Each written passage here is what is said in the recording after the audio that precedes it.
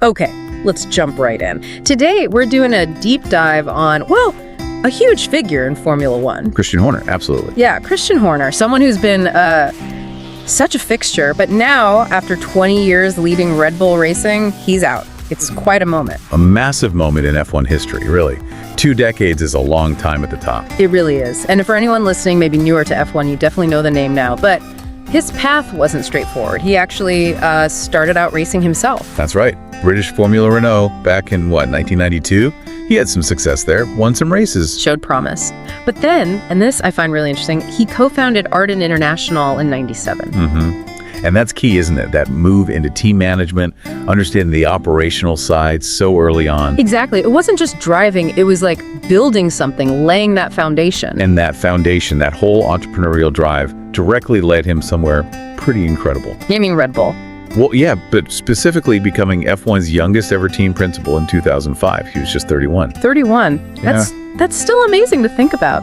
When Red Bull bought the Jaguar team. Right. And it wasn't just a record for the sake of it. It said a lot about Red Bull's approach, How so? Well, they deliberately picked someone young, someone without that sort of established F1 baggage.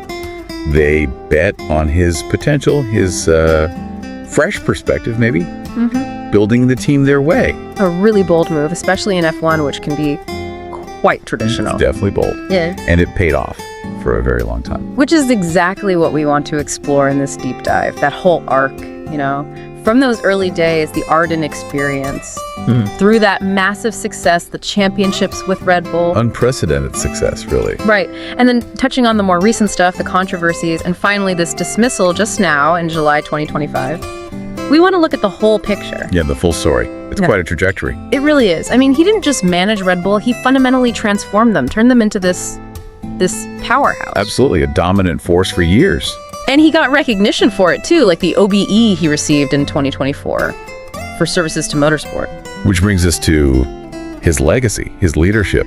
The results speak for themselves, don't they? You mean the titles? Yeah, 6 Constructors' Championships, 8 Drivers' titles. It's staggering. 4 with Vettel, 2010 to 2013. And then 4 with Verstappen more recently. Just incredible runs of dominance. And his style. How did he achieve that? Well, he was known for being very aggressive, very hands-on, not a remote figurehead at all. Right. Deeply involved. Max Verstappen even called his leadership incredible. That tells you something about his intensity, his direct approach. He was right there in the thick of it. Which makes this recent departure, even more complex. I think so, yeah. Because it brings us to these recent developments. The official reason cited by Red Bull for the dismissal in July 2025 was a dip in performance, 4th in the constructors, and, internal challenges. Okay, but that's happening against the backdrop of last year's issues, right? Exactly. It follows those very public allegations of inappropriate behavior back in 2024. Now, it's crucial to say an external investigation did clear him. Right, that was the finding. Yes. But, and this is important too, there are apparently ongoing legal proceedings related to it, though they're under reporting restrictions. But it's a murky picture. It definitely highlights that tension between, investigations, public perception, and what a team feels it needs to do. Especially in a sport with stakes as high as F1. And now, Laurent Mekies is stepping in as CEO.